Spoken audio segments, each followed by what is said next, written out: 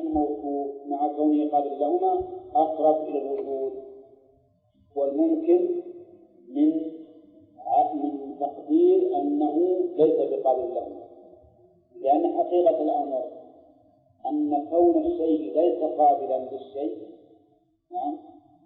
أعظم امتناعا من أن يكون قابلا ثم تنفى عنه. وترى هذا الكلام إنما هو في أي شيء، في الوجود والعدم. أما في الجهل والعلم والحياة والموت والسمع والصمم هذه ليست كالوجود والعدم يا جماعة، لأنه يوجد أشياء غير موصوفة بهذه الصفات لأنها لا تملكها، وليس من ملكتها أن تكون سميعة أو بصيرة. قال المؤلف رحمه الله: وحينئذ فنفيهما مع كونه قابل لهما أقرب إلى الوجود والممكن، وما جاز لواجب الوجود قابلا وجب له. يعني كلام المؤلف رحمه الله: ما جاز لواجب الوجود، واعلموا أنه ليس عندنا شيء واجب الوجود إلا الله. إذا كان الشيء ممكنا وهو قابل له، إذا كان الشيء ممكنا وهو قابل له صار واجبا في حقه، ولهذا قال المؤلف: وجب له. كل شيء ممكن في حق الله طبعا من صفات الكمال يكون حينئذ واجبا له. فالحياة إذا قلنا أنها ممكنة في حق الخالق مش تكون واجب. السمع إذا قلنا أنه ممكن واجب. ونحن فهمنا مما سبق أن الفلاسفة وشبههم يقولون أن السمع ممكن في حق الله ولا غير ممكن؟ غير ممكن، لأنهم طبعا يكتبون عن الصفات، لكن إننا قرر المؤلف أن هذا أمر ممكن، هذا أمر ممكن، وإذا كان ممكنا وهو صفة الكمال كان واجبا له. قال: لعدم توقف صفاته على غيره. المعنى أن صفات الله عز وجل إذا كان قابلا له وهي كمال فإنها تتعين له. ليش؟ لأن لعدم توقف صفاته على غيره، يعني أن صفاته من لوازم ذاته، بخلاف غير الخالق غير واجب الوجود فإن صفاته تتوقف على غيره. فالإنسان حي، لكن من جعل الحياة فيه؟ الله. إذن حياته حادثة متوقفة على محدث الله، لكن حياته واجب الوجود وسمع واجب الوجود وبصر واجب الوجود. تتوقف على غيره ولا لا؟ ما تتوقف. فإذا كان واجب الوجود لازم أن تكون صفاته كذلك واجبة الوجود. نعم. وإذا جاز القبول وجب. إذا جاز القبول طبعا بالنسبة لواجب الوجود وجب، أي وجب القبول. وإذا جاز وجود القبول وجب. كيف إذا جاز القبول وإذا جاز وجود القبول؟ وبين الفرق هنا: إذا جاز القبول ولكن ما وجد، لأن الشيء قد يكون قابلا لهذه الصفة لكن لا توجد فيه. لكن بالنسبة لواجب الوجود إذا جاز القبول وجب، وإذا جاز وجود القبول وجب أيضا. وقد بسط هذا في موضع آخر وبين وجوب اتصافه أي الخالق أو واجب الوجود بصفات الكمال التي لا نقص فيها بوجه من الوجود. الحقيقة أن كلام المؤلف هذا الأخير فيه نوع من التناقض مع ما قبله، ولهذا أنا رأيي أن نلغي هذه المسألة ونمشي على المسألة عند وهؤلاء الباطنية إلى آخره، لأنه فيه نوع من التناقض بما قبله، ونقتصر على قوله وهذا غاية التناقض والفساد، ثم نقول وقيل له أيضا. واضح؟ لا، حطوه بين قوسين بس، حطوه بين قوسين عشان يذكرهم.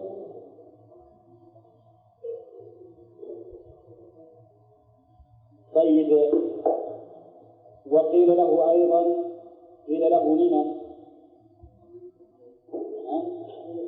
لمن ينكر اتصاف الله بالوجود والعدم ويقول لا موجود ولا معدوم. قيل له أيضا اتفاق المسميين في بعض الأسماء والصفات ليس هو التشبيه والتمثيل الذي نفته الأدلة السمعيات والعقليات،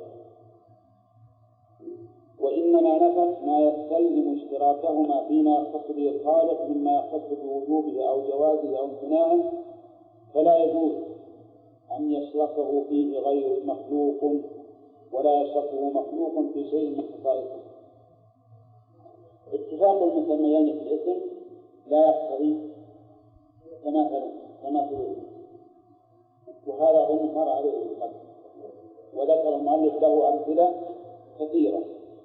فالإنسان سميع والله سميع ولكن ليس السمع هكذا، لكن الممتنع هو أن يجعل المعنى الذي للإنسان مثل المعنى الذي لله، ويكون ما يختص بهذا مثل ما يختص بهذا. فيقول المؤلف وإنما نفت ما يستلزم اشتراكهما فيما يختص به الخالق مما يختص بوجوده أو جوازه أو امتناعه. الحياة بالنسبة للخالق واجبة ولا لا؟ وبالنسبة للمخلوق جائز، مو واجبة. حياة المخلوق جائز، ولهذا حدثت بعد العدم وستعدم بعد الوجود. هل أتى على الإنسان حين ما الدهر لم يكن شيئا مذكورا؟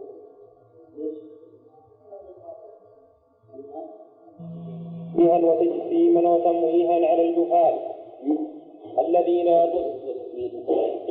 وتسمية كذلك تشبيها وتجسيما تمويه على الجهال الذين يظنون أن كل معنى سماه مسم بهذا الاسم يجب نفيه، ولو ساغ هذا لكان كل مبطل يسمى الحق بأسماء ينفر عنها بعض الناس يكذب الناس بالحق المعلوم بالسمع والعقل. وبهذه الطريقة أفسدت الملاحدة على طوائف الناس عقلهم ودينهم حتى أخرجوهم إلى أعظم الكفر والجهالة وأبلغ الغي والضلالة. وإن قال نفاة الصفات إثبات العلم والقدرة والإرادة مستلزم تعدد الصفات، وهذا تركيب ممتنع. قيل وإذا قلتم هو موجود واجب وعقل وعاقل ومعقول وعاشق ومعشوق ولذيذ وملتذ ولذة، فليس المفهوم من هذا هو المفهوم من هذا، فهذه معان متعددة متغايرة في العقل، وهذا تركيب عندكم وأنتم تثبتونه وتسمونه توحيدا. فإن قالوا هذا توحيد في الحقيقة وليس هذا تركيبا ممتنعا، قيل لهم واتصاف الذات بالصفات اللازمة لها توحيد في الحقيقة وليس وتركيبا ممتنعا. وليس هذا أو ليس هو وليس هو، وذلك أنه من المعلوم في صريح العقول أنه ليس معنى كون الشيء عالما هو معنى كونه قادرا، ولا نفس ذاته هو نفس كونه عالما قادرا. فمن جوز أن تكون هذه الصفة هي الموصوف فهو من أعظم الناس تسقطه.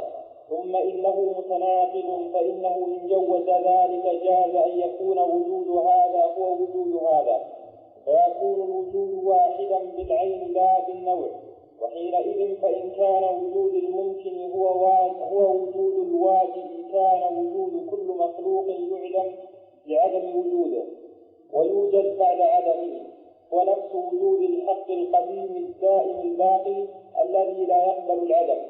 وإذا قدر هذا يكون الوجود الواجب موصوفا، وإذا قدر هذا كان الوجود الواجب موصوفا بكل تشبيه وتجسيم وكل نقص وعيب وكل عيب، كما يصرح بذلك أهل وحدة الوجود الذين طردوا هذه الأصل الباطل. وحينئذ فتكون أقوال نفاة الصفات باطلة على كل تقدير، وهذا باب مضطرد فإن كل باب موضوع. ليس هو تركيبا للثلاثية منها إلى هذا.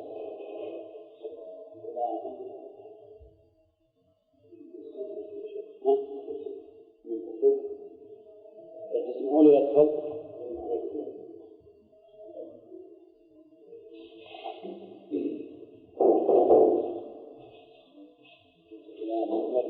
نعم. طيب الآن وهذا باب مضطرد فإن كل واحد من النفاة لما أخبر به الرسول من الصفات لما أخبر به الرسول من الصفات لا ينفي شيئا فرارا مما هو محذور إلا وقد أثبت ما يلزمه فيه نظير ما فر منه، فلا بد في آخر الأمر من أن يثبت موجودا واجبا قديما متصفا بصفات تميزه عن غيره ولا يكون فيها مماثلا لخلقه، فيقال له هكذا القول في جميع الصفات. وكل ما تثبته من الأسماء والصفات فلا بد أن يدل على قدر تتواطأ فيه المسميات، ولولا ذلك كل ما تثبته ليش بهذا الله لا، لأن هي تثبت فعل مضارع السنة فعل ولا موجب لنفسه. وكل ما ظنيت أن هذه فعل ماضي وتكلم مخاطب. وكل ما تثبته من الأسماء والصفات لا بد أن يدل على قدر تتواطأ فيه المسميات على قدر تتواطأ فيه المسميات، ولولا ذلك لما فهم الخطاب. ولكن نعلم أن ما اختص الله به وامتاز عن خلقه أعظم مما يخطر بالبال أو يدور في الخيال.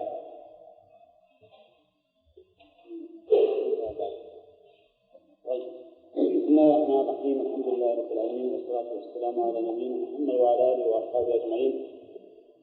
سبق لنا بيان بطلان القائلين بأن الله تعالى لا يوصف بنفي ولا بإثبات، وأن الذين قالوا هذا واعتلوا لقولهم بأن نفي النفي والإثبات فيما لا يقبل أمر ممكن.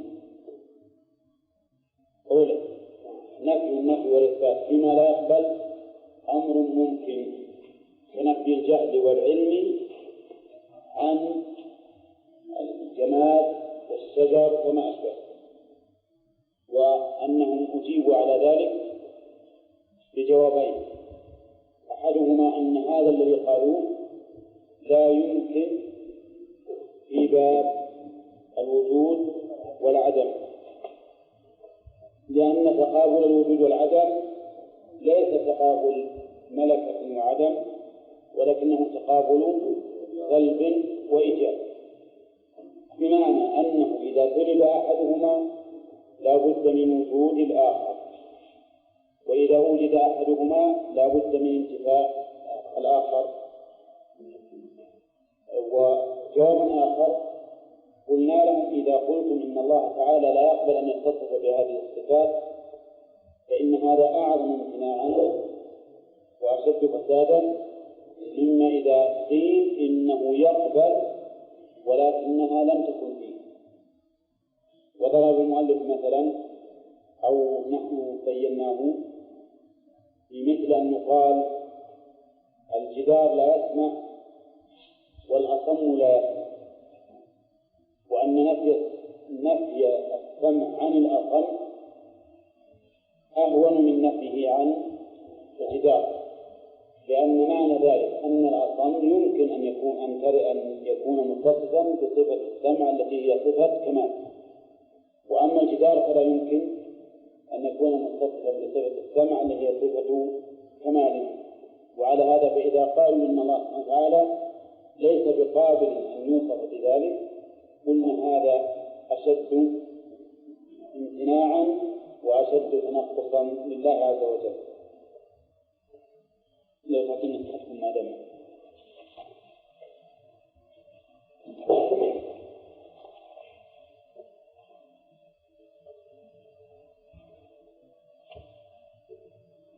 قال أيضا وبين المؤلف فيما سبق وهذا شرحناه اتفاق المسميين في الاسم لا يدل على اتفاقهما فيما يختص به كل واحد.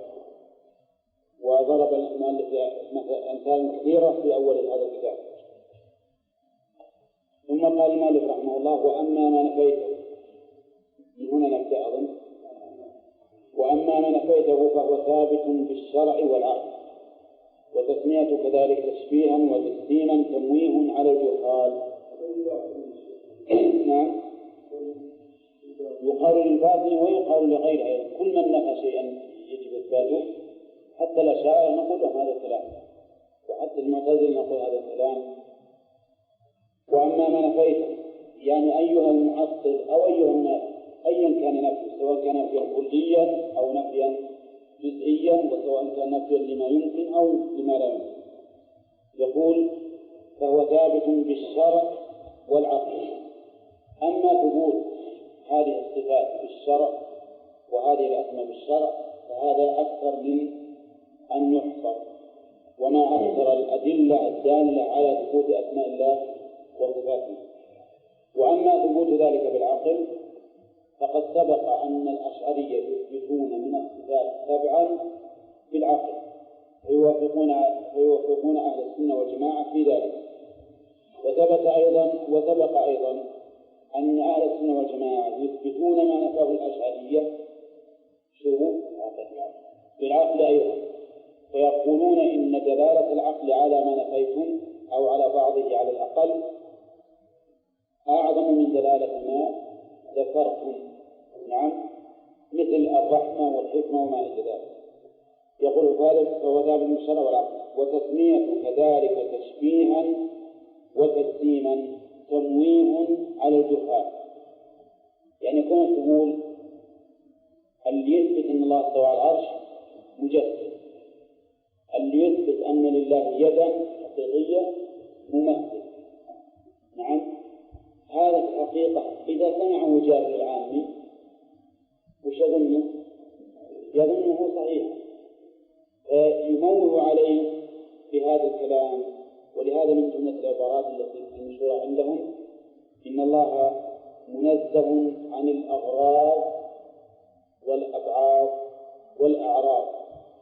أن يفعل الكلام، وهذا الكلام حلو طيب، منزه عن الأغراض والأبعاد والأعراض. الأبعاد يريدون بذلك اليد والوجه والعين وما أشبه، والأغراض بالغين يريدون بذلك نفي الحكمة عن الله. والأعراض جميع الصفات مثل النزول والاستواء على العرش والضحك والغضب والرضا وما إلى ذلك، وهذه أعراض تحدث وتزول، والله تعالى منزه عن هذه الأشياء. عندما يقرأ العامي مثل هذا الكلام يقول هذا هو الحق، لكنه تمويه كما قال المؤلف، تمويه على الجهال الذين يظنون أن كل معنى سماه مسمى بهذا الاسم يجب نفيه. الأغراض بالغين والأغراض والأبعاد. قال الذين يظنون أن كل معنى سماه مسمى بهذا الاسم يجب نفيه. بهذا الاسم يشير إلى التمثيل والتجسيم، وهم يظنون إن كل معنى سماه الإنسان تمثيلا أو سماه تجسيما فإنه يجب نفيه. نعم، ولو ساغ هذا لكان كل معطل يسمي الحق بأسماء ينفر عنها بعض الناس ليكذب الناس بالحق المعلوم بالسمع والعقل. لكان كل مبطل يسمي الحق بأسماء ينفر عنها بعض الناس ليكذب الناس بالحق المعلوم بالسمع والعقل. لو ساغ هذا يعني لو جاء نقول كل شيء يخالف ما نرى نصفه بعيب، لكن كل واحد يريد أن ينفر الناس يصف قوله بالعيب، الآن أهل السنة والجماعة عند أهل التعطيل يسمون مشبهة، وأهل السنة والجماعة عند أهل التشبيه يسمون معطلة. ثم معطل يكون معطلة من النصوص، واجب إثبات النصوص على التشبيه. قال وبهذه الطريقة أفسدت الملاحدة على طوائف الناس عقلهم ودينهم حتى أخرجوهم إلى أعظم الكفر والجهالة وأبلغ الغي والضلال. بهذه الطريقة، ما يعني بالطريقة يا جماعة؟ طريقة التمويه والدجل وتشويه الحقائق. أفسدت الملاحدة على الناس عقولهم وأديانهم حتى صاروا متشككين في الدين وفي العقيدة السليمة. وهذا لا يزال موجودا بالنسبة للملل. حتى الآن النصارى مثلا يشبهون على المسلمين فيما يتعلق بأحكام الإسلام، وكذلك اليهود، وكذلك الملاحدة كلهم يشبهون بمثل هذه التمويهات والعبارات التي يظنها ظن الحق. وإن قارنوا فات الصفات إثبات العلم والقدرة والإرادة مستلزم تعدد الصفات وهذا تركيب ممتنع. لاحظ أيضا هذا طريق آخر لنفاة الصفات. الطريق الأول الذي ذكر المؤلف أنه تشبيه وتمثيل. طريق ثاني يقولون إثبات العلم والقدرة والإرادة، يعني وغيرها من الصفات مستلزم تعدد الصفات، أن يكون الموصوف له علم وقدرة وإرادة وسمع وبصر وحياة وما أشبه ذلك. وهذا تركيب ممتنع. تركيب إيش معنى تركيب؟ يعني أنك الآن لما أثبت 3 صفات ركبت كل صفة مع الأخرى في موصوف واحد. قالوا وهذا يستلزم تعدد القدماء بناء على أن تعدد الصفات يلزم منه تعدد الموصوف، ويلزم من هذا أن تتعدد الآلهة، وهذا ضد التوحيد. يقول المؤلف نقول لهم وإذا قلتم هو موجود واجب، هم يصفون الله بأنه موجود ويصفون بأنه واجب الوجود، كذلك بعضهم يصف الله بأنه عاقل وعاقل ومعقول. يقولون الله عاقل، لهذا يرون أن يدبر الخلق هو العقل. فسعد ما قالوا الكتروني لأن الكتروني ما ظهر إلا أخيرا، لكنهم عندهم أن يدبر الخلق عقل، ويقول أيضا مع ذلك هو عاقل ومعقول بالنسبة لغيره. عاقل معقول، هذا تركيب ولا لا؟ تركيب. بعضهم يقول عاشق ومعشوق، وهؤلاء غلاة الصوفية الذين يصفون الله بالعشق يقولون إنه عاشق يعني لأوليائه، ومعشوق من أوليائه، ولذيذ وملتذ ولذة. هذا أيضا عند بعض الصوفية، لأن كلمة العشق واللذة وما إلى ذلك هذا من غلاة الصوفية، يقولون إن الله تعالى موصوف بهذه الصفات. يقول الشيخ الإسلام نقول لكم إذا قلتم هذا أفليس المفهوم من هذا هو المفهوم من هذا؟ المفهوم مما قلتم هو المفهوم مما نفيتم. شو الجواب؟ نعم بلى. الجواب أن المفهوم من هذا أنتم الآن ركبتم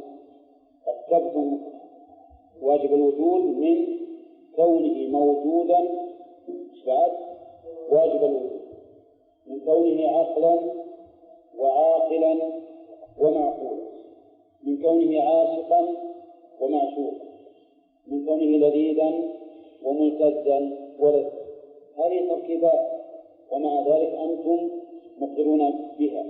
فالذي يفهم من هذا الذي ذكرتم هو الذي يفهم مما ذكرنا. فإن كان ما ذكرتم حقا لا يلزم التركيب فما ذكرناه كذلك، وإن كان ما ذكرناه موجب أو موجبا للتركيب وليس بحق فما ذكرتمه أيضا موجب للتركيب وليس بحق. فهذه معاني متعددة متغايرة في العقل، وهذا تركيب عندكم وأنتم تثبتون وتسمونه توحيدا. في الحقيقة هذا الكلام المؤلف ورد عليهم بما يقولونه وما يعتقدونه.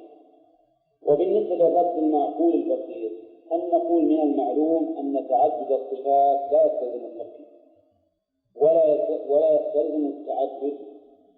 فأنتم بأنفسكم نصف الواحد منكم بأنه حي وبأنه عالم وبأنه قادر وبأنه مبصر وبأنه سامع. فهل إذا قلنا للواحد منكم بهذه الصفات يلزم أن يكون شخصا مركبا من أشخاص ولا لا؟ عقلا وواقعا. نعم.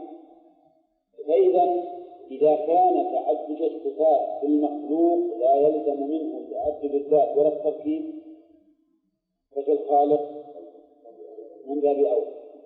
وكل إنسان يعرف أننا نصف الإنسان بأنه طويل أو قصير أبيض أو أسود، نعم، وبأنه قوي أو ضعيف وقادر أو عاجز إلى آخره، ومع ذلك لا يلزم منه تعدد ولا تركيب. هذا الجواب الذي ذكرناه الأخير هذا جواب معقول بسيط، لكن عجل المؤلف عنه. لماذا؟ ليخاطبهم بما يثبتونه، فيقول أنتم الآن تثبتون للخالق صفات متعددة ومع ذلك تسمونه توحيدا لا تركيبا. فإن قالوا هذا توحيد في الحقيقة وليس هذا تركيبا ممتنعا قلنا لهم واتصاف الذات بالصفات اللازمة لها توحيد في الحقيقة وليس هو تركيبا ممتنعا. أليس كذلك؟ فجوابنا عليهم كجوابهم عليه أو لنا.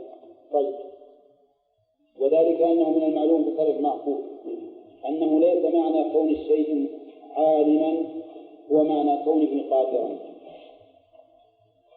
فقلنا العالم متصف بالعلم والقادر متصف بالقدرة، وكم من إنسان قادر وهو جاهل وكم من إنسان عالم وهو عاجز. نعم.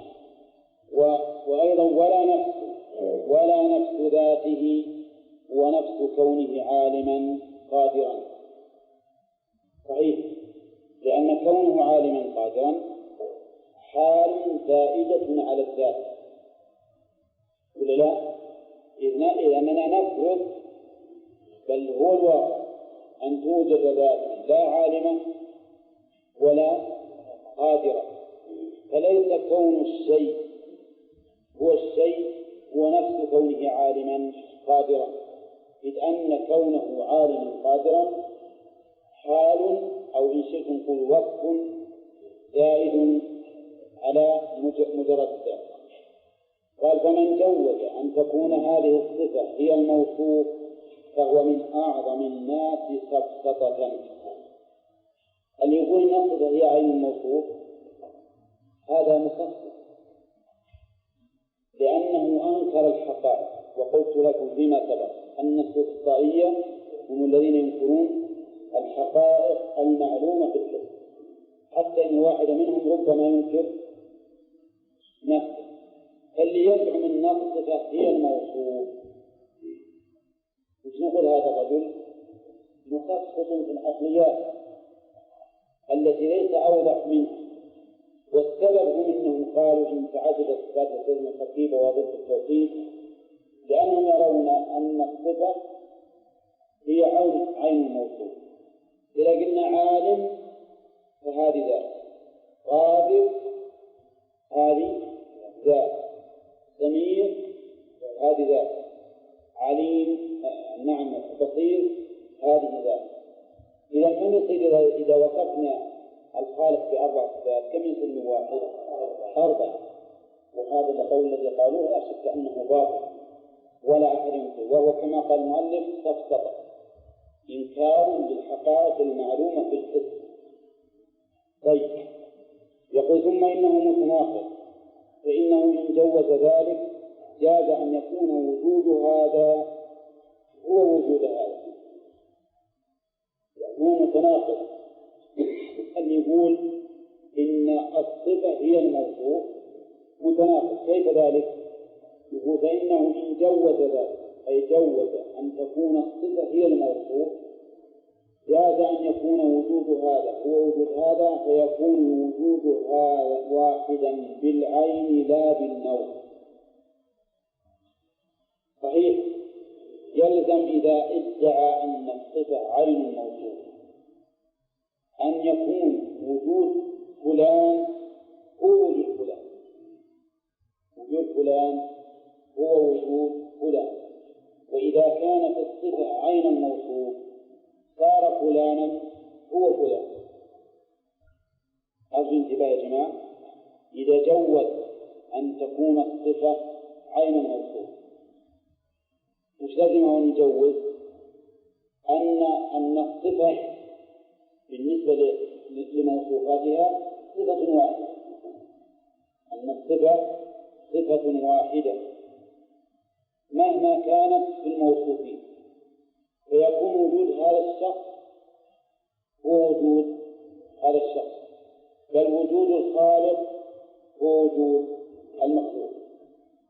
طيب، وإذا قلنا إن الصفة هي الموصوف وقلنا إن وجود هذا هو وجود هذا، لازم أن يكون عين هذا هو عين هذا، فيكون الموجود واحدا بالعين لا بالنوع، واحدا بالعين لا بالنوع.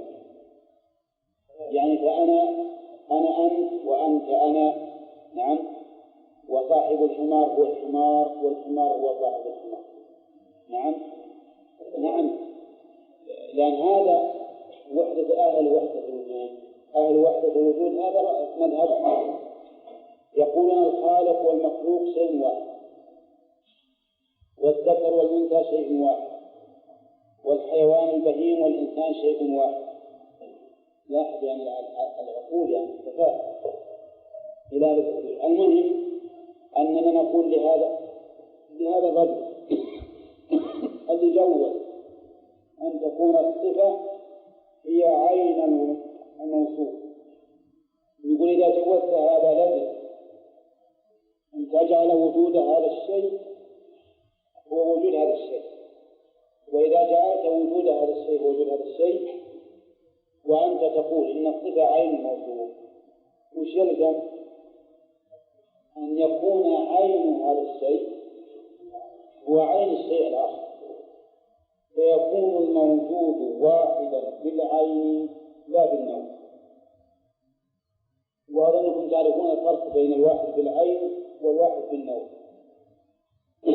الواحد بالنوع مثل الآدمي نوع من المخلوقات، يصح أن نقول واحد بالنوع ولا ما يصح؟ يصح. بالنسبة للأنواع الأخرى هو واحد، نوع واحد آدمي، وذاك نوع ثاني بعيد، ذاك نوع ثالث بقرة، ذاك نوع رابع صاعد، وهكذا. لكن الواحد بالعين أن تكون المخلوقات كلها واحد بالعين لا يمكن هذا إلا على رأي من؟ على رأي وحدة الوجود. نعم، ولهذا يقول المؤلف وحينئذ فإذا كان وجود الممكن هو وجود الواجب كان وجود كل مخلوق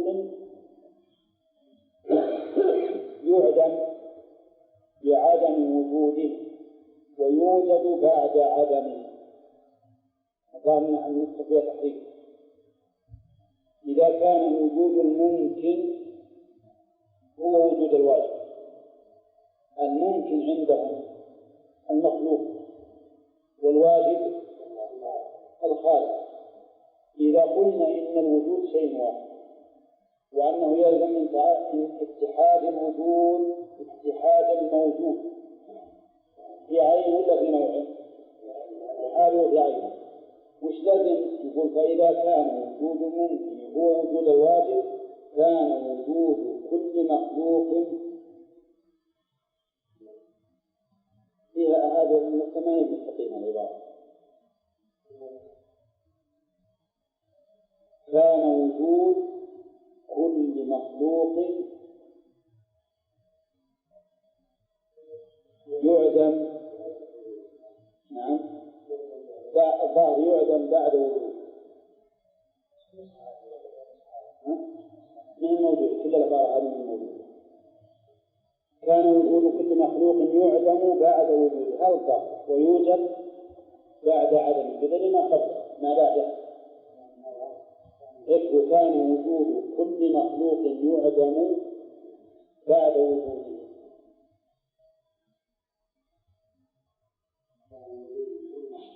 كل مخلوق يعدم بعد وجوده، يقول لعلها بعد وجوده،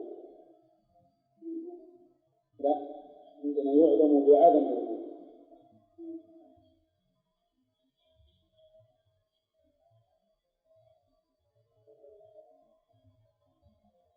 كل مخلوق يعدم بعد وجوده ويوجد أي وجوده بعد عدمه، هو نفس وجود الحق القديم الدائم الباقي الذي لا يحل العدم. هذا انتبه. نعم،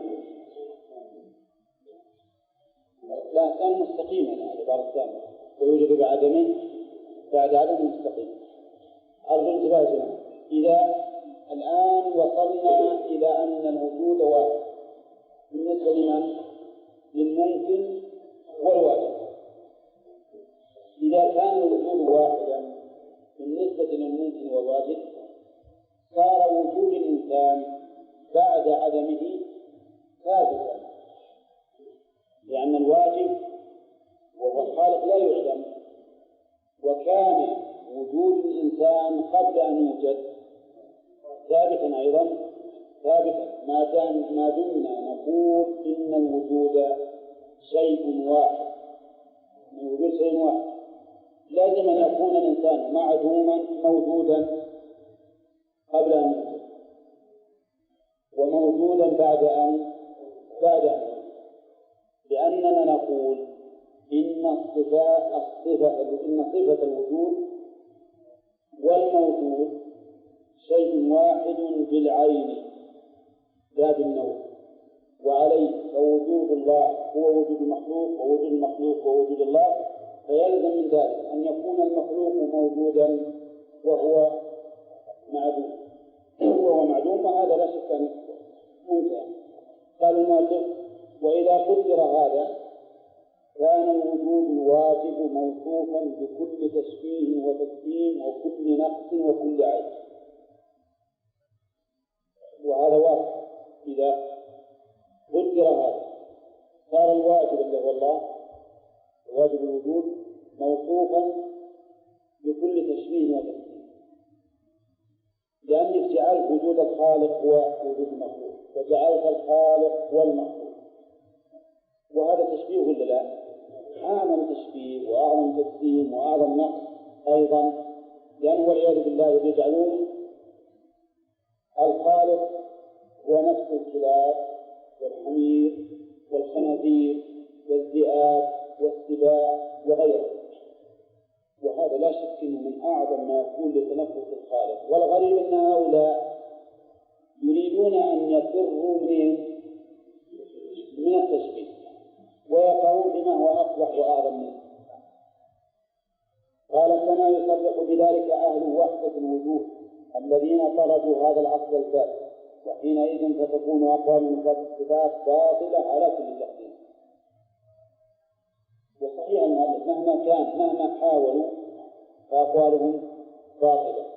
خلاصة هذه الفقرة أنها تعود إلى أي شيء؟ إلى إبطال القول بأن تعدد الصفات يلزم منه تعدد الموصوف والتركيب، وهذا مخالف للتوحيد. أجابهم المؤلف رحمه الله بجوابين. الجواب الأول أنكم أنتم تقولون بتعدد الصفات، وتقولون إنه واجب بعد واجب الوجود، وتقولون إنه عاقل وعقل ومعقول، وتقولون إنه عاشق ومعشوق، وأنه لذيذ ولذة وملتذ.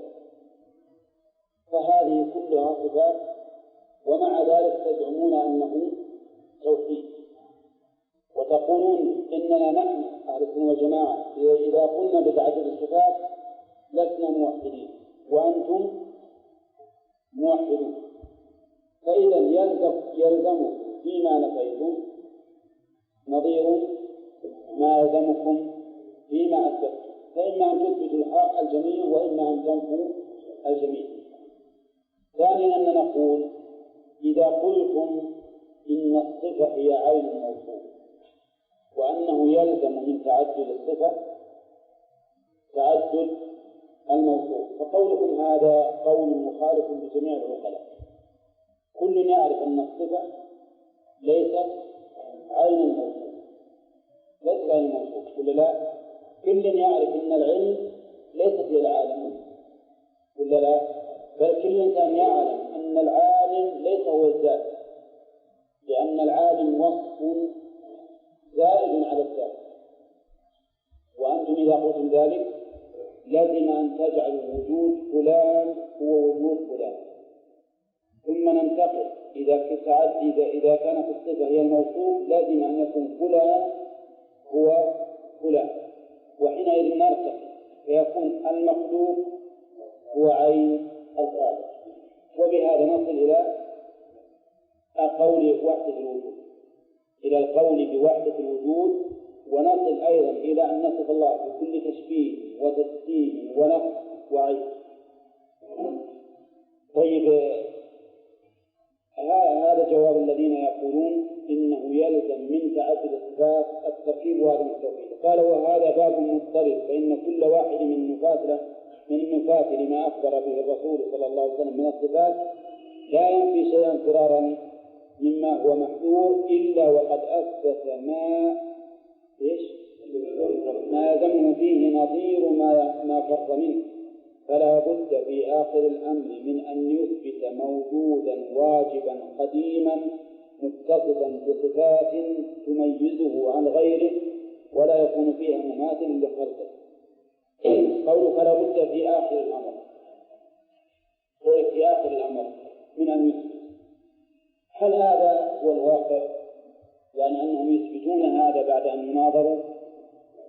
لا، لكنه لا بد أن يثبت من حيث الحجة القائمة عليه، لا بد أن يثبت من حيث الحجة القائمة عليه. أما أن ينقاد لهذا الحجة فهذا أمر دونه خط قتال، ما يمكن، لأنهم ما زالوا على باطلهم. ففي انتباه، فقول مالك رحمه الله فلا بد في آخر الأمر، شو باعتباره؟ باعتبار إقامة الحجة عليه، لا بد أن يرجع ويثبت موجودا متصلا بأسباب تميزه من غيره. لكن حقيقة أن ذلك لم يكن، وما زالت هذه الأقوال موجودة الآن، وما زال لها متمسكون بها. فيقال له هكذا القول في جميع الصفات، وكل ما أثبته من الأسماء والصفات، وكل ما تثبته أو ما تثبته من الأسماء والصفات فلا بد أن يدل على قدر تتواطأ فيه المسميات، ولولا ذلك لما فهم الخطاب. يقول المؤلف كل ما يثبت من الأسماء والصفات فلا بد من قدر مشترك تتواطأ فيه المسميات. يعني مثلا السمع لله سمع وللإنسان، ولا لا بد من قدر مشترك بين سمع الخالق وسمع المخلوق. مش السمع المشترك هو إدراك المسموع، لكن هل إدراك المسموع بالنسبة للخالق كإدراك المسموع بالنسبة للمخلوق؟ لا. إذن فلا بد أن يكون هناك تمييز. يقول المؤلف وهذا معنى مهم: لولا ذلك لما فهم الخطاب، يعني لولا أن هناك قدرا مشتركا بين الصفات يتواضع فيه ولكن تختص كل صفة بما تتميز به، لولا هذا ما فهم الخطاب. أرأيتم لو قلت أن لله سمعا ولكنه ليس فيه إدراك شيء مسموع، هل يمكن نفهمه؟ ما يمكن. في الجنة نخل ورمان وفاكهة وما إلى ذلك وثياب، نعم، هل هذا النخل والرمان والفاكهة فيه قدر مشترك بينه وبين ما في الدنيا؟ إيه، لكن فيه قدر مشترك. لولا القدر المشترك اللي بين هذا وهذا ما فهمناه أبدا. كما ندرس الرمان ولا ندرس النخل، نعم، لكن حقائق ذلك لا تشبه حقائق ما في الدنيا، لا تشبه حقائقه، لأن الله يقول: فلا تعلم نفس ما أخفي لهم من قرة أعين جزاء بما كانوا يعملون. لا، الموضوع بالمعنى الأعم، بالمعنى الأعم، لا بالمعنى الأعم. حتى الهيئة ربما يكون الهيئة قد تكون من مثل هذا الشكل، كما نجد الآن رمان وبرتقال مختلف، كله مسمى واحد لكن يختلف. إنما معنى القدر المشترك المعنى الأعم. الآن قضيتكم أنتم إلى هذا اللي يقول الإنسان حيوان ناطق. الحيوانية المطلقة المعنى الأعم يشترك فيها الإنسان والجمل ولا لا، والذئب والشاة، المعنى الأعم الحيوان. لكن حيوانية الإنسان ليست حيوانية البعير مثلا، نعم. والفصل المميز عند المناطق هو أنه ناطق ولا كله حيوان، ولكن الصحيح أنه وإن اتفق في القدر المشترك، لكن حيوانية الإنسان ليست في نوعه حيوانية البهائم. وليس الفصل فقط هو بالنطق كما يقول المناطق، بل نقول إن الفصل بنفس النوعية. حيوانية الإنسان ليست حيوانية غيره، وحيوانية من خلقه الله بيده أو يعني باعتبار أصله لا يمكن أن تكون مثل حيوانية المخلوقة بالكلمة. نعم. قال: ولكن نعلم أن ما اختص الله به وامتاز به عن خلقه أعظم مما يخطر بالبال أو يدور في الخيال. نعم.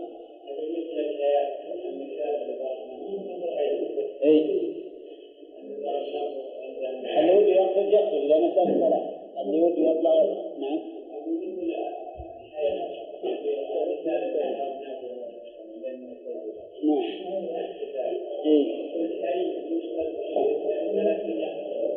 هنا بالمعنى الأعم مشترك بالمعنى الأعم هي الحياة، لكن تختلف حياة الخالق عن حياة المخلوق. وكذلك القدرة والسمع والبصر واليد والوجه والعين والأصوات كلها وإن اشتركت في أصل المعنى لكن تختلف وتتميز. نعم. الطرد معناه أنه الطرد إنهم يجعلون الباب واحد في كل شيء، هذا الطرد. ما يسمى شيء أبدا، يجعلون عين الخالق هي عين المخلوق. يعني مثلا، ولهذا ابن القيم قال في النونية: يا أمة معبودها موضوع تبا لذي العقول والأذهان. إيش معنى معبودها موضوعها؟ يعني هم يرون أن زوجة الإنسان هي ربه، لأنهم يرون كل شيء هو الله، يرون أن كل شيء هو الله. الباب الله، والمروحة الله، نعم، والسقف الله، نعم، وكل شيء هو الله، ونفسه هو الله أيضا. ولهذا يقول ابن عربي الخبيث: يقول ما في الجبة إلا الله، هو في جبته يقول ما في الجبة إلا الله. نعم، ليش؟ لأنه يرى أن الوجود شيء واحد. نعم، وفيه طائفة أخرى تقول لا، في أهل الاتحاد، اتحاد الوجود. اتحاد الوجود أظن في فرق بين الوحدة وبين الاتحاد، كأنه بالأول شيئين ثم صاروا شيئا واحدا. ولهذا أهل الاتحاد يكفرون أهل الوحدة، وأهل الوحدة يكفرون أهل الاتحاد، ونحن نكفر جميعا. أين اللهم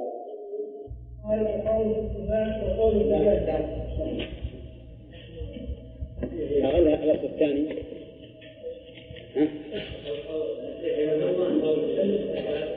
عندكم عنوان؟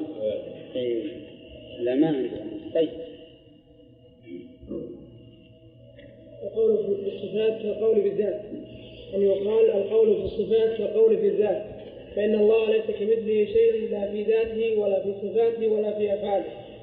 فإذا كان له ذات حقيقية لا تماثل الذوات، والذات متصفة بصفات حقيقية لا تماثل سائر الصفات. فإذا قال السائل كيف استوى على العرش، قيل له كما قال ربيعة ومالك وغيرهما رضي الله عنهما: الاستواء معلوم والكيف مجهول والإيمان به واجب، والسؤال عن الكيفية بدعة لأنه سؤال عما لا يعلمه البشر ولا يمكنهم الإجابة عنه.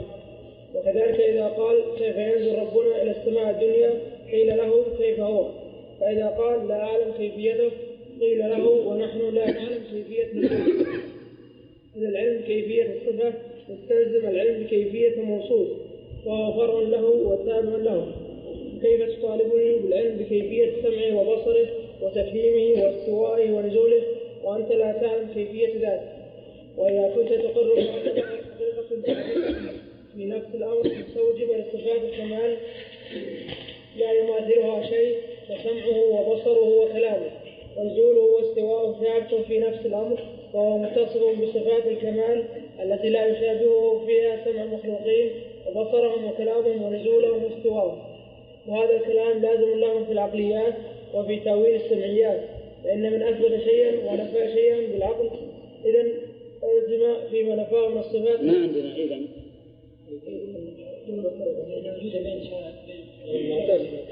عندي فإن من أثبت أولى.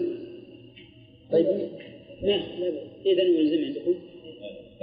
طيب إذن ألزم فيما نفاه من الصفات التي جاء بها الكتاب والسنة نظير ما يلزمه فيما أثبته. ولو طولب بالفرق بين المحذور في هذا وهذا لم يجد بينهما فرقا. ولهذا لا يوجد لنفاة بعض الصفات دون بعض. الذين يجيبون فيما نفوه إما التفويض وإما التأويل المخالف لمقتضى اللفظ قانون مستقيم. بسم الله الرحمن الرحيم. بعد ما سبق من إجابات المؤلف على كل الأقسام الثلاث، وهم الذين يثبتون بعض الصفات وينكرون بعضا ويثبتون جميع الأسماء. وهؤلاء من؟ اللي يثبتون جميع الأسماء وبعض الصفات دون بعض على الشاعر. نعم.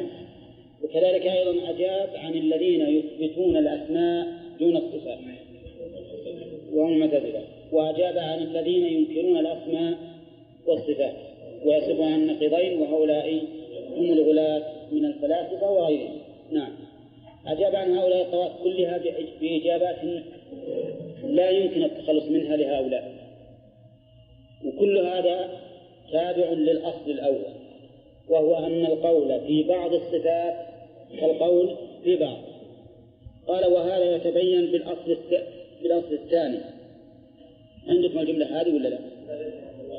نبي عندكم؟ عندي هذه. أي والله طيب إذا كتبتوه. وهذا يعني ما ذكر. لا ما عندي عنوان. نعم.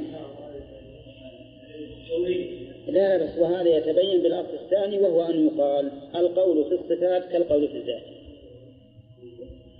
وهذا يتبين بالأصل الثاني، وهذا يتبين بالأصل.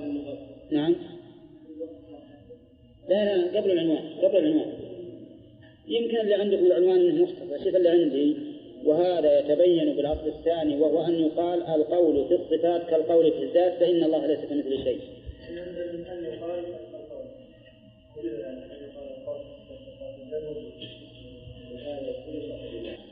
طيب وهذا يتبين بالأصل الثاني وهو أن يقال القول في الصفات كالقول في الذات. وهذا المشار إليه الأصل الأول وهو أنه القول في بعض الصفات كالقول في البعض الآخر. يتبين أيضا ويتضح بشيء آخر وهو أن القول في الذات أن القول في الصفات كالقول في الذات. كيف القول في الصفات كالقول في الذات؟ يعني معناه أننا نقول في الصفات كما يقول هؤلاء في الذات، فإن الله ليس كمثله شيء لا في ذاته ولا في صفاته ولا في أفعاله. نسلم هذا ولا لا؟ ليس كمثله شيء لا في ذاته ولا في صفاته ولا في أفعاله. لا أحد يشابه الله في شيء من ذلك، والأمر في هذا ظاهر. من يستطيع أن يخلق شمسا أو قمرا أو نجما أو ذبابا أو بعوضة؟ نعم، لا أحد يستطيع. هذه من أفعال الله، لا أحد يستطيع. من يستطيع أن يقول للشيء كن فيكون؟ لا أحد يستطيع.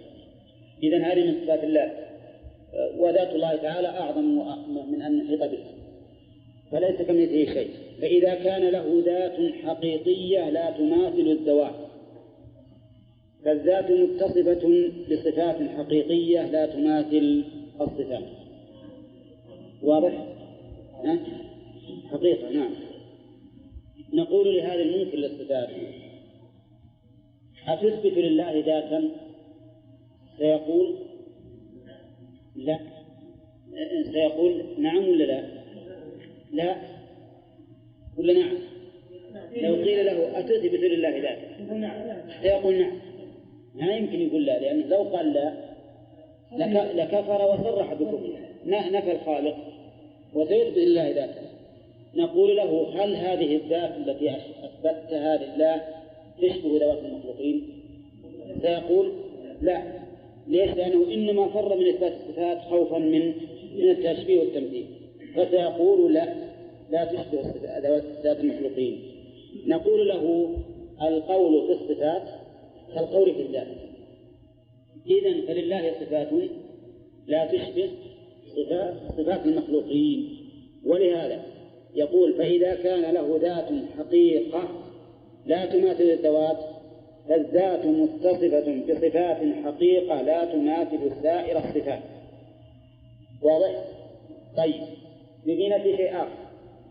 أثبتنا صفة، لكن هل نثبت كيفية الصفة؟ لا، أيضا ما نثبت تكييفا لهذه الصفة. ولهذا قال: فإذا قال السائل كيف استوى على العرش؟ الآن الذي يقول كيف استوى مثبت للاستواء، لكن يسأل عن أي شيء؟ عن الكيفية، كيف استوى؟ فإننا نقول له كما قال ربيعة ومالك وغيرهما رضي الله عنهم: الاستواء معلوم والكيف مجهول والإيمان به واجب والسؤال عن الكيفية بدعة. نعم، ربيعة الشيخ مالك، الشيخ مالك، ربيعة بن عبد الرحمن. أي نعم، هو شيخه. ونقول الاستواء معلوم. الاستواء معلوم، كيف معلوم؟ من أي شيء؟ من حيث المعنى. من حيث المعنى معلوم. استوى في اللغة العربية تأتي بمعنى على وارتفع، وبمعنى استقر. بمعنى استقر. قال الله تبارك وتعالى: فإذا استويت أنت ومن معك على الفلك فقل الحمد لله الذي نجاك. استويت يعني علوت واستقررت. وقال تعالى: لتستووا على ظهوره ثم تذكروا نعمة ربكم. إيش معنى تستووا عليها؟ تعلو وتستقر عليه. وقال تعالى: واستوت على الجود، يعني استقرت عليه. طيب إذن لا صاعد صعد وارتفع وعلى معناه واحد، ولهذا حذفنا صعد وارتفع. نعم، هي فسرت عند السلف بأربعة معاني: ارتفع وصعد وعلى واستقر، لكن صعد وارتفع وعلى معناه واحد، فنكتفي بالعلو الذي هو معنى على، فنقول على واستقر، معنى استوى على واستقر. طيب، إذن الاستواء معلوم من أي وجه معلوم؟ من حيث المعنى، لأن معناه العلو والاستقرار. كلما رأيت استوى في اللغة العربية معداة بعلى فإنما معناها العلو والاستقرار، ولا تأتي بغير هذا المعنى. وقلنا له الكيف مجهول، ما هو الكيف معدوم، الكيف مجهول، يعني له كيفية لكنها مجهولة، ما ندري كيف تسوي. واللفظ المشهور الكيف غير معقول، غير معقول، وهو أبلغ من مجهول، لكن كان المؤلف نقله بالمعنى، أو إن هذه المروي عن ربيعة. أما مالك فالمروي عنه غير معقول، يعني أنه لا يمكن أن يعقل ويدركه العقل. نعم، كما أن الشرع لم يأتي به أيضا. الإيمان به واجب. ليش واجب الإيمان به؟ لأنه جاء في كتاب الله وأجمعت عليه الأمة فوجب الإيمان به. والسؤال عن كيفية بدعة. طيب، لماذا؟ لأنه سؤال عما لا يعلمه البشر ولا يمكنهم الإجابة عنه. هذا التعليل من المؤلف فيه نظر حقيقة. السؤال عنه بدعة، ما نقول لأنه لا يمكن الوصول إليه ولا يمكن أن يعلمه البشر، لأن هذا التعليل يقتضي أن يكون الجواب والسؤال عنه تكلف. السؤال عنه تكلف، محاولة للمحال، لأنه ما يمكن يعلمه البشر. لكن نقول السؤال عنه بدعة لأنه لم يسأل عنه الصحابة والسلف الصالح. هل سأل الصحابة؟ هل سألوا هذا السؤال رسول الله صلى الله عليه وسلم؟ لا. إذا لو كان هذا من الدين لكانوا يسألوا عنه أو يبين في كتاب الله وسنة رسوله، فلما لم يرد بيانه في السنة ولا في الكتاب ولا في السنة ولا سئل عنه، علم من ذلك أنه بدعة. السؤال عنه بدعة لأنه لم يسأل عنه الصحابة رضي الله عنهم رسول الله صلى الله عليه وسلم. كما أن السؤال عنه أيضا السؤال عنه تكلف. لماذا؟ لأنه لا يعلمه البشر ولا يمكنهم الإحاطة به. لقمان. إذن فعندنا أمران: السؤال عنه بدعة ما يعلل بأنه لا يمكن الإحاطة، يعني هذا ما يقتضي أن يكون بدعة. لو أسألك الآن عن شيء ما يمكنك أن تحيط به ما يقال هذا بدعة. نعم، لكن لو أسألك عن شيء من العبادة ما سألت عنه الصحابة قلنا إن هذا بدعة. على كل حال الآن صار الاستواء معلوم إيش؟ المعنى، والكيف مجهول، والإيمان به واجب، والسؤال عنه بدعة، يعني عن كيفيته بدعة، كما قال السلف رحمه الله. وكذلك إذا قال لك كيف ينزل ربنا إلى السماء الدنيا قيل له كيف هو، فإذا قال لا أعلم كيفيته قيل له ونحن لا نعلم كيفية نزوله. هذا أيضا جواب من وجه آخر. إذا قال لك كيف نزول الله إلى السماء الدنيا، بالأول أتى بكلام مالك إن الكيف مجهول، هنا أتى بإلزام الخصم، نقول له كيف هو بذاته؟ وش يقول؟ يقول ما أعلم كيفيته. نقول له إذا كنت لا تعلم كيفيته فكذلك أيضا لا تعلم كيف نزوله، لا تعلم كيف نزوله. ولهذا قيل له ونحن لا نعلم كيفية نزوله، إذ العلم بكيفية الصفة يستلزم العلم بكيفية الموصوف وهو فرع وتابع له. صحيح هذا ولا لا؟ عندي وتابع ما يخالف الواو معناه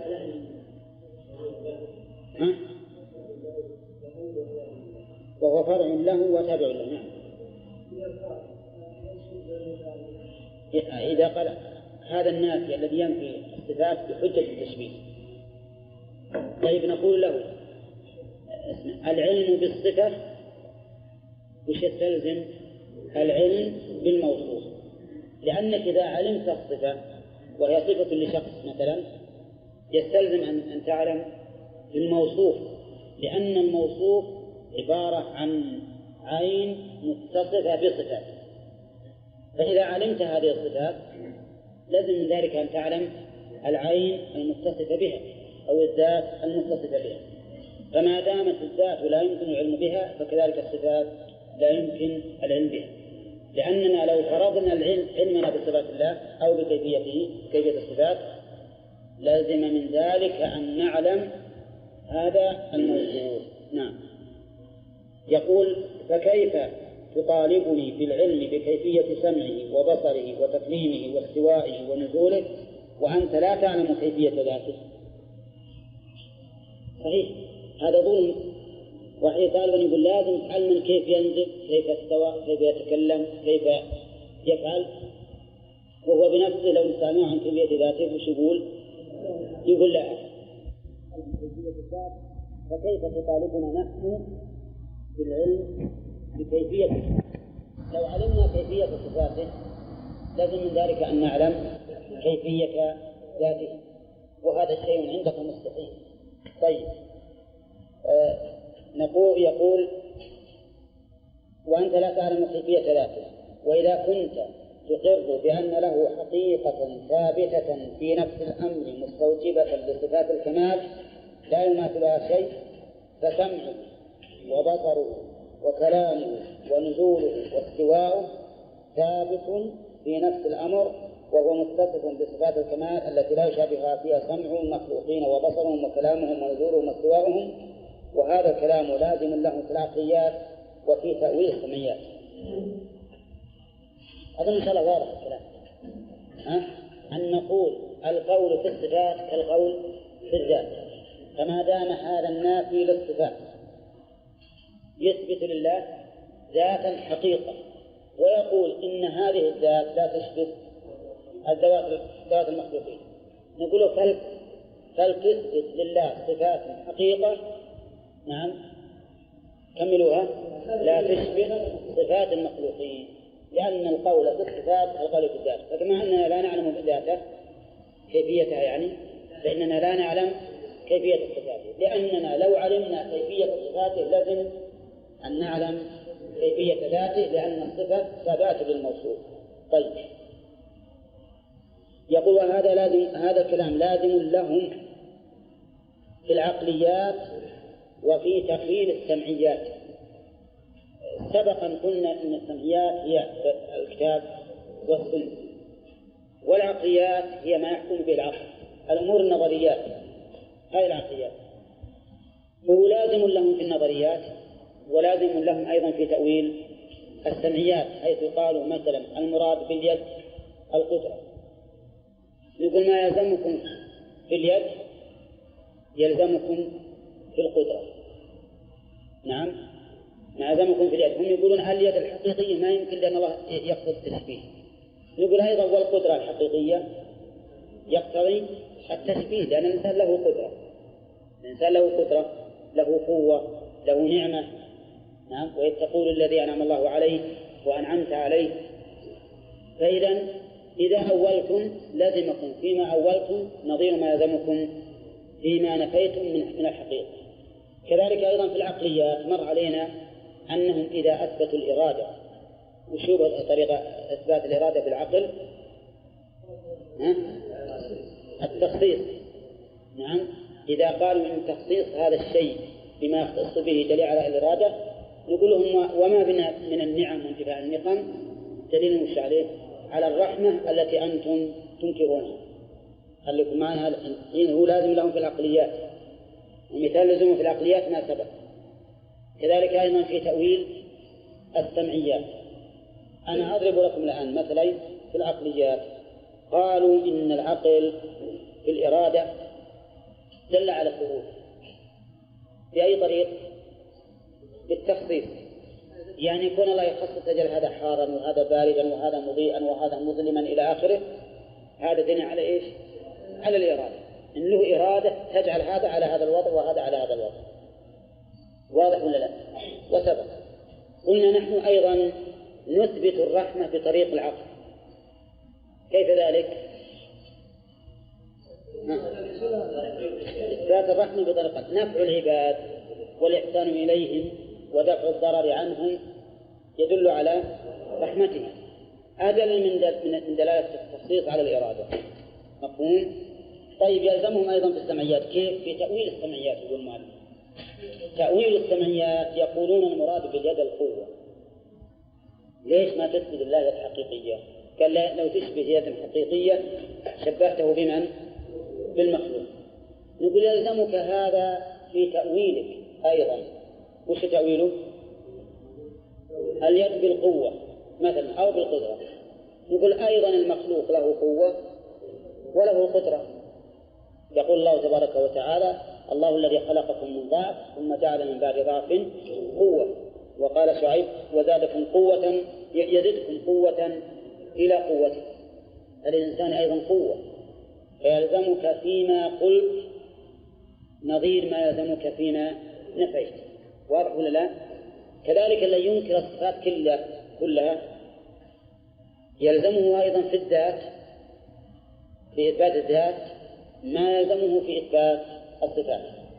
فإما أن ينفي الذات كما نفى الصفات، وإما أن يقر بالصفات كما أقر بالذات. واضح يا جماعة؟ واضح. وترى هذا يعني لا تظنون هذا بس مجادلة كلامية أو عقلية، هي الحقيقة عقيدة. يعني يجب علينا أن نؤمن عقيدة مطمئنين إليها وشوبون بإثبات الذات لله وإثبات جميع ما ثبت له من الصفات على أنه حقيقة.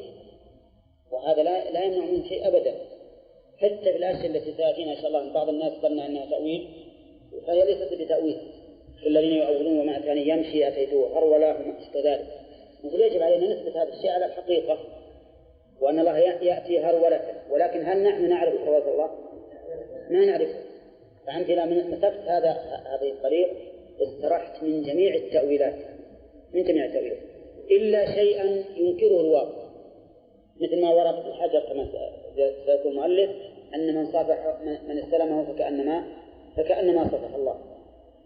هذا معلوم أنه ليس المقصود بهذا أن الحجر هو يد الله، لا يمكن هذا. وش السبب؟ الحجر من الأرض مخلوق مصنوع موضوع في مكانه، ما يمكن يكون هذا. وهذا شيء معلوم لأن الحس يمنعه. نعم، وسيأتي إن شاء الله الكلام على هذا في كلام المؤلف. طيب، أقول فإن من أثبت شيئا ونفى شيئا بالعقل ألزم فيما نفاه من الصفات التي جاء بها الكتاب والسنة نظير ما يلزمه فيما أثبته، ولو طولب بالفرق بين المحذور في هذا وهذا لم يجد بينهما فرقا. ولهذا لا يوجد لنفاة بعض الصفات دون بعض الذين يوجبون فيما نفوه إما التفويض وإما التأويل المخالف لمقتضى اللفظ، لا يوجد له قانون سليم. قانون بمعنى قاعدة. لا، أنا هذا إعادة لبعد الكلام، أنا أعدت الفعل لبعد الكلام. ولهذا لا يوجد، أنا قلت لكم لا يوجد قانون علشان تعرفون أن القانون هذه نائب فاعل يوجد، نائب فاعل يوجد. وإعادة العامل للبعد بينه وبين المعمول هذه واردة في القرآن. لا تحسبن الذين يفرحون بما أتوا ويحبون أن يحمدوا بما لم يفعلوا إيش بعده؟ فلا تحسبنهم بمفازة من العذاب. المعنى لا تحسبنهم بمفازة، لكن أعيد العامل إيش من أجله؟ لبعده، لأنه ربما إلى عامل ما تدري وش متعلق هذا الشيء. أي نعم. على كل حال أنا أعدتها لا بأس. طيب، هذا كونكم تلاحظون عليه هذه الملاحظة هي مقبولة، لكننا أعدنا هذا من أجله لأجل أن تعرفوا أن كلمة قانون مستقيم هي نائب فاعل لا يوجد. ومعنى قانون مستقيم، القانون معناها القاعدة التي يرجع إليها، ومنه القوانين الوضعية يسمونها الناس قوانين، هي قواعد يرجعون إليها في الأحكام. الحاصل أن المراد أن الذين ينفون بعض الصفات ويثبتونها بعضا ليس لهم قانون مستقيم، يعني قاعدة مستقيمة. فإذا قيل له لما تأولتم هذا وأقررتم هذا والسؤال فيهما واحد، لم يكن لهم جواب صحيح، فهذا تناقضهم في النفي وكذا تناقضهم في الإثبات. طيب، فإن من تأول النصوص على معنى من المعاني التي يثبتها فإنهم إذا صرفوا النص عن المعنى الذي هو مقتضاه إلى معنى آخر لازمهم في المعنى المصروف إليه ما كان يلزمهم في المعنى المصروف عنه.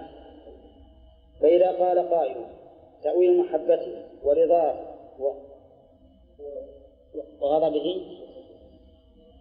وغضبه وسخطه هو إرادته للثواب والعقاب، كان ما يلزم في الإرادة نظير ما يلزمه في الحب والمقت، نظير ما يلزمه في الحب والمقت والرضا والسخط. ولو فسر ذلك بمفعولاته وهو ما يخلقه من الثواب والعقاب فإنه يلزمه في نظير ما فر منه، فإن الفعل لا بد أن يكون أولا بالفاعل ولا بالفعل؟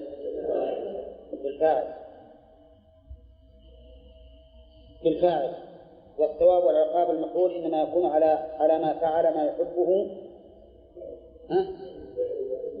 إنما يكون على فعله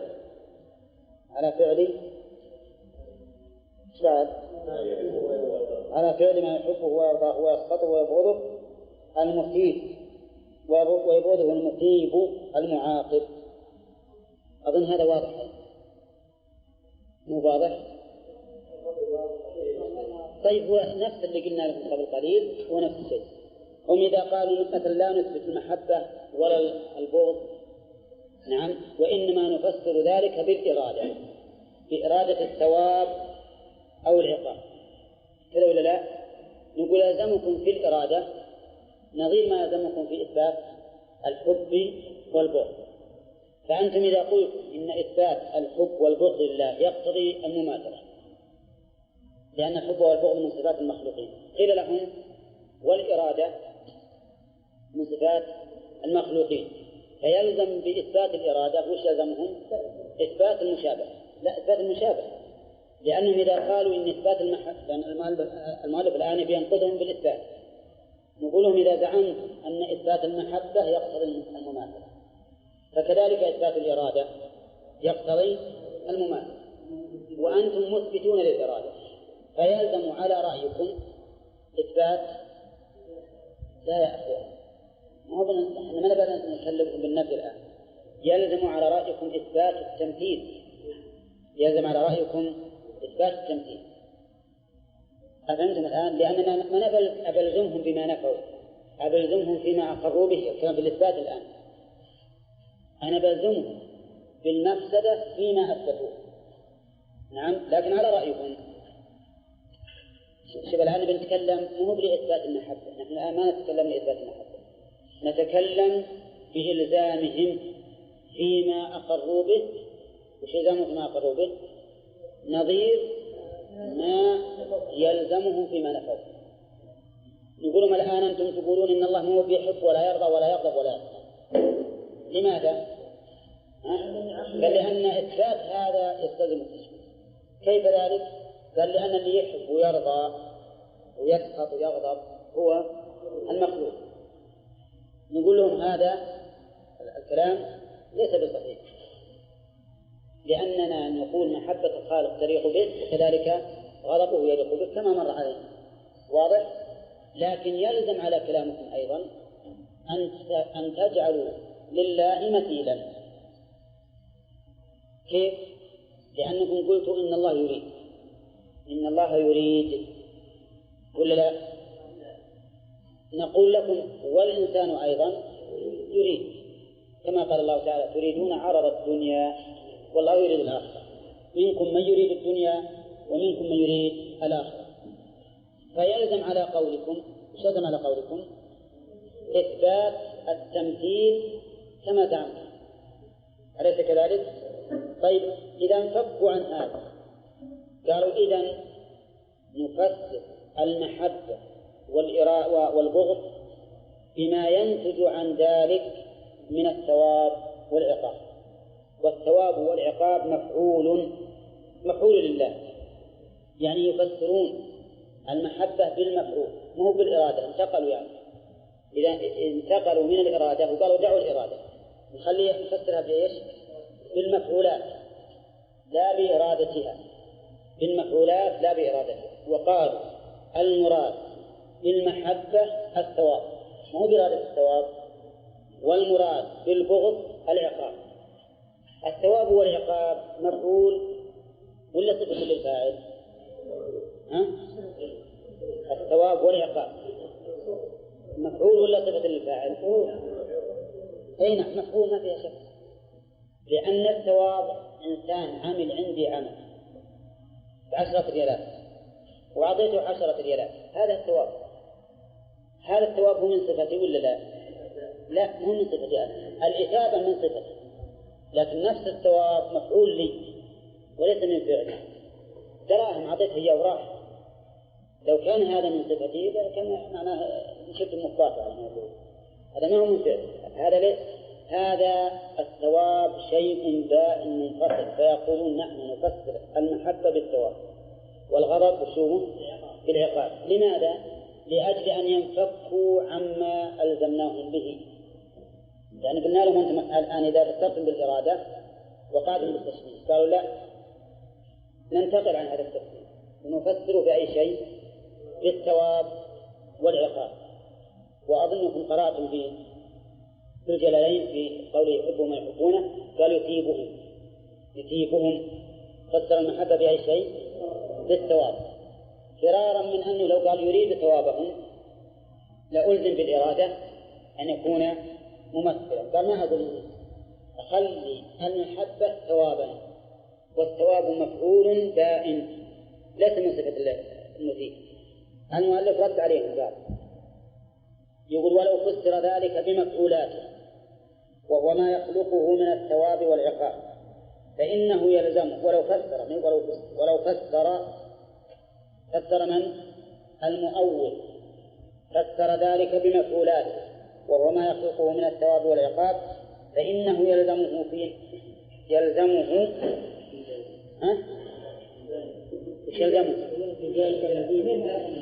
أرجو واحد يتكلم بس. يلزمه. طيب في ذلك نظير ما فر منه زين، ذلك عندي ساقطة ولا فإنه يلزمه في ذلك نظير ما فر منه. في ذلك شوفوا، أي في ذلك التفسير. وش التفسير؟ تفسير هذه الصفات بالمفعولات. طيب يلزمه نظير ما فر منه، فإن الفعل لا بد أن يقوم أولا بالفاعل، صح ولا لا؟ الفعل الثواب ما يكون ثواب حتى تكون إثابة، إثابة. إذن اتصاف الفاعل بالمفعول سابق على وجود المفعول. فمتى أقروا بأن لله ثوابا وعقابا لازم أن يقروا بأنه مثيب ومعاقب، وأنه موصوف بصفة الإثابة وبصفة العقوبة. ولهذا قال والثواب والعقاب مفعول إنما يكون على فعل ما يحبه ويرضاه ويسخطه ويبغضه المثيب المعاقب. شوف المثيب، فهذه صفة المعاقب كذلك. أرجو انتباه يا جماعة، وهذا ما كنت أظن صعب عليكم جدا. نعم، لا مو صعب. أولا عندنا نأخذ مثال. المحبة عند أهل السنة والجماعة ما هي؟ صفة حقيقة على معناها الحقيقة ولا لا؟ لكنها تليق بالله. نعم. طيب أهل التأويل أولوها إلى وجهين. مرة يقولون المراد بالمحبة إرادة الثواب، ومرة يقولون المراد بالمحبة نفس الثواب. عرفتم الآن؟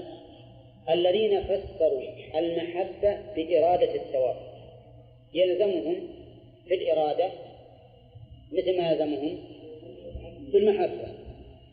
إذا إن قالوا إن المحبة تقتضي التمثيل قلنا لهم والإرادة تقتضي التمثيل. فهمتم ولا لا؟ طيب الذين قالوا فسروها بالثواب ما هو بالإرادة، بإرادة الثواب، بالثواب نفسه. لماذا؟ تخلصا من إلزامهم في الإرادة ما يلزمهم في المحبة. قالوا ما دام أنكم تلزموننا في الإرادة إذا أثبتنا الإرادة أن نكون ممثلين إذا نترك هذا، نفسر بأي شيء بالثواب. والثواب مفعول يعني شيء بائن عن الفاعل. الثواب شيء مفعول بائن عن الفاعل ليس صفة له، ولا لا؟ واضح لكم أن المفعول بائن عن الفاعل؟ إن المفعول بائن عن الفاعل واضح. عندما أبني بيتا بنيته وخلصت رحت، هذا البيت وش يسمى؟ يسمى مبنيا، يسمى مبنيا، أليس كذلك؟ السلام ورحمة الله. الحمد لله بارك الله فيك. الله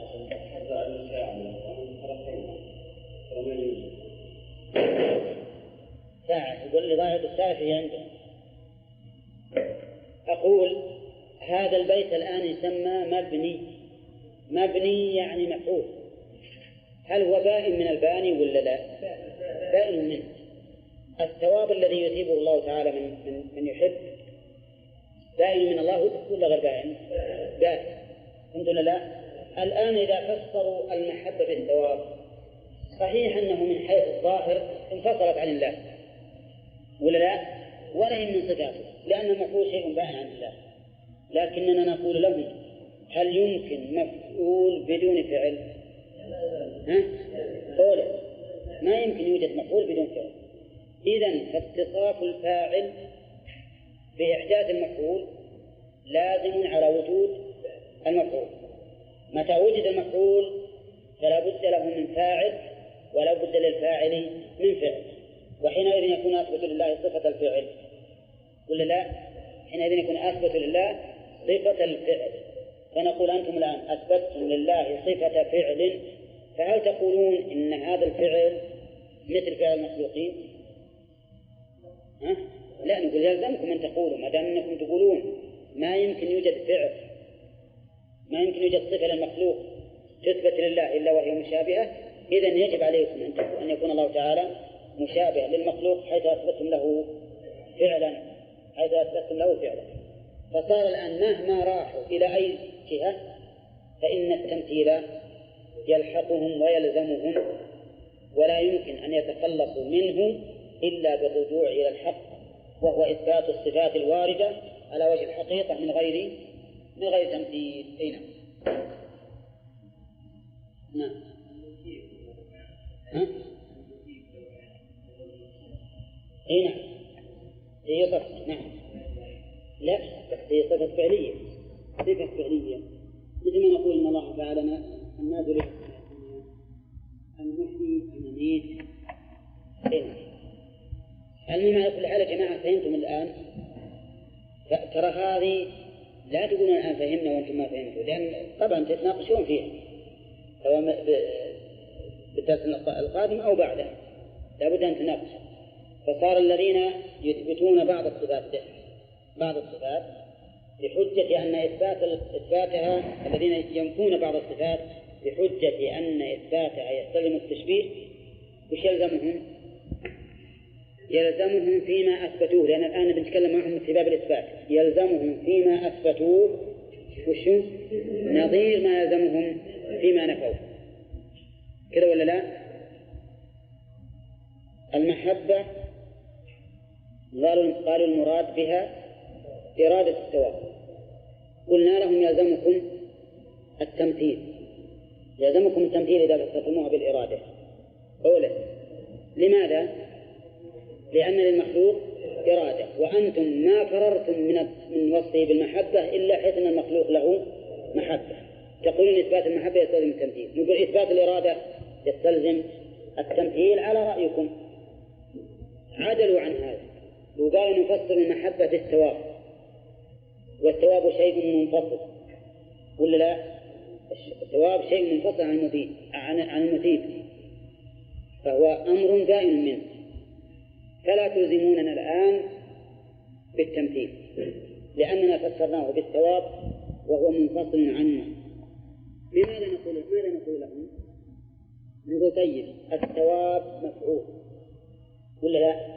الثواب مفعول، يعني الله هو المثيب له فهو مفعول، والمفعول لا بد له من فاعل، والفاعل يقوم به الفعل، فلا يمكن يوجد مفعول إلا وقد قام الفعل بالفاعل قبل وجود المفعول ولا لا؟ فإذا يلزمكم الآن التمثيل حيث أثبتتم أن لله فعلا، فإن للمخلوق أيضا فعلا. كراما كاتبين يعلمون إيش ما تفعلون، يعلمون ما تفعلون، فأنتم الآن وقعتم في التمثيل. إذا ما وش يسوون الآن؟ لهم مفر ولا لا؟ ما لهم مفر مهما راحوا. جميع المؤولين المحرفين لدلالة الكتاب والسنة في صفات الله وأسمائه مهما فروا فإنهم واقعون في نظير ما فروا منه، ما يمكن يتخلصون أبدا إلا إذا أثبتوا الحقيقة. نعم. طيب يقول فهم إن أثبتوا الفعل على مثل الوجه المعقول في الشاهد للعبد مثلوا، وإن أثبتوا على خلاف ذلك فكذلك الصفات. إن قالوا إن الفعل مثل فعل المخلوق يلزمهم أن يقول بهذا، وش يصير هذا؟ طيب وإن قالوا لا الفعل على غير الوجه المعروف عند العبد نقول كذلك أيضا الصفات. لا ذلك الصفات، يقول وإن أثبتوه على خلاف ذلك فكذلك الصفات. الله أعلم.